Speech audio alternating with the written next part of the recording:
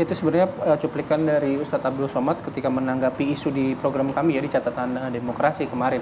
Eh, kita lanjut lagi perbincangan pagi hari ini. Sudah bergabung juga bersama kami politisi PKS ada Hidayat Nur Wahid. Selamat pagi Pak Hidayat. Pak Bayu dan semua pemirsa TV yang saya hormati. Baik, Pak Hidayat, kalau tadi dari Bang Ali sudah menyampaikan bahwa sebenarnya permasalahan UAS ini adalah hak subjektivitas dari Singapura. Kita juga sudah sama-sama melihat apa yang disampaikan oleh Singapura ya mengenai alasan menolak kedatangan UAS ke negeri tersebut. Tapi dengan apa yang sudah disampaikan oleh Singapura, apakah itu cukup sampai di situ saja, Pak Hidayat? Ya, kalau menurut saya ya, menurut kami di Indonesia, ya nggak cukup karena subjektivitasnya itu menghadirkan masalah, menghadirkan korban gitu ya. Bukan hanya Ustadz Abdul Somad sendiri, tapi juga ada bayi yang kemudian terdampak, ada juga anak-anak yang lain dan juga rombongan yang lain yang tidak masuk dalam kategori 3 masalah yang dipermasalahkan kepada Ustadz Abdul Somad yang kemudian membuat Ustadz Abdul Somad dalam tanda kutip ditolak. Itu kan juga menjadi masalah kemanusiaan yang lain, bagaimana juga seorang ibu-ibu dan bayinya kemudian juga menjadi dikorbankan dalam konteks semacam itu. Nomor 2 juga subjektivitasnya itu kan juga dalam tanda kutip ya, karena ini adalah masalah publik dan kemudian terkomunikasikan di tingkat dunia karena pakai bahasa Inggris dan juga disampaikan secara formal gitu ya, dan terkait dengan hubungan 2 negara, mestinya ini juga diukur secara rasionalitas dan juga faktual gitu. Karena yang disampaikan di sana misalnya terkait bahwa seolah-olah di poin 3 kan disebutkan bahwa Pak Ustadz Abdul Somad atau Abdul Somad disebut sebagai pura-pura melakukan kunjungan sosial. Padahal kan jelas beliau tidak pura-pura, beliau memang melakukan kunjungan sosial dan beliau mendapatkan ICA untuk hal itu. Dan kalau misalnya ada yang mengatakan bahwa bukan hanya Ustadz Abdul Somad, juga ada juga pengkhutbah Kristiani yang juga ditolak atau dideportasi. Ya, itu adalah hal yang berbeda dalam kasus Ustadz Abdul Somad. Karena Ustadz Abdul Somad tidak datang ke Singapura untuk ceramah, tidak datang ke Singapura untuk menghadirkan apa yang mereka khawatirkan dengan istilah ekstremisme maupun segregasi. Beliau ke sana adalah untuk liburan dalam jangka yang sangat pendek dan itu sangat terukur dengan itinerary yang ada. Sehingga dengan demikian maka mestinya pihak Singapura pertimbangkan dengan fakta bahwa Ustadz Abdul Somad adalah tokoh dari Indonesia, ulama dari Indonesia.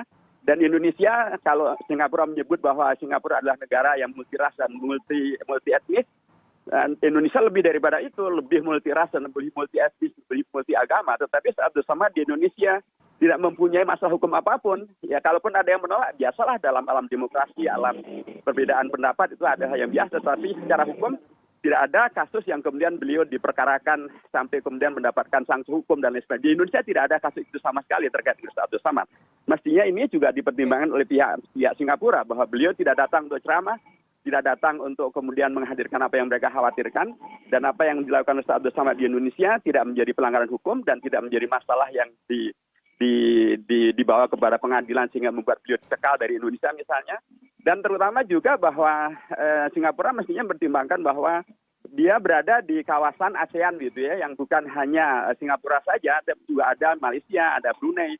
Kedua negara yang bahkan memberikan kehormatan luar biasa pada saat itu, bukan hanya memberikan izin untuk masuk dan ceramah, bahkan memberikan gelar di Malaysia mendapatkan gelar Dr. Honoris Causa, di Brunei mendapatkan gelar profesor tamu, dan itu adalah gelar yang sangat terhormat gitu, dan membuktikan bahwa beliau bukanlah seperti yang dituduhkan sebagai ekstremis, sebagai radikalis, sebagai teroris, sebagai segregasis.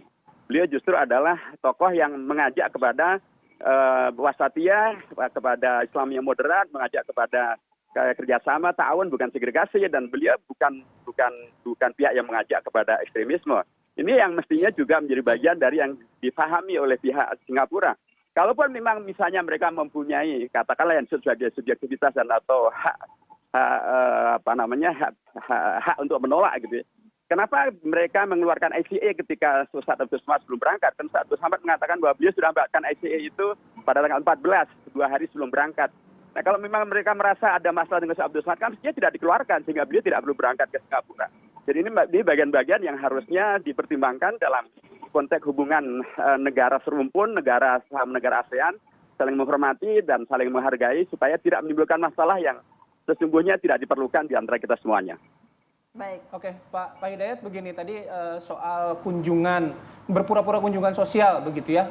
Kita tahu juga dari statement dari pemerintah Singapura. Nah, soal alur informasi ini gitu, Pak, yang didapatkan oleh Singapura sehingga bisa mengeluarkan kesimpulan seperti yang sama-sama kita melihat. Pak Hidayat kan pernah di Komisi 1 juga begitu, hubungan luar negeri di situ. Nah, bagaimana sebuah negara bisa menyaring informasi, mendapatkan informasi, kemudian menyimpulkan sehingga akhirnya bisa menolak siapapun yang datang ke negara tersebut dengan alasan-alasan tertentu gitu.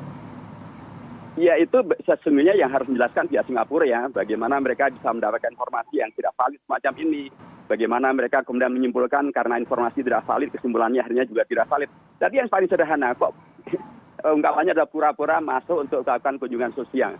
Itu kan sangat gegabah gitu ya. Karena beliau jelas tidak pura-pura, karena jelas sekali ya tertera di dalam itinerary beliau, dari izin dan dikeluarkan melalui ICA, semuanya kan sangat jelas. Nah, bagaimana itu kemudian bisa dilakukan? Inilah yang mengkhawatirkan bahwa pihak Singapura tidak melakukan cek dan recheck ya terhadap masalah ini ya kepada pihak otoritas Indonesia ya, termasuk kepada pihak di sana ada kedubes kita gitu ya, dan Indonesia. Harusnya kan itu dalam kerangka saling menghormati, saling menjaga hubungan harmoni antar negara ASEAN, kan itu harus dilakukan cek dan recheck.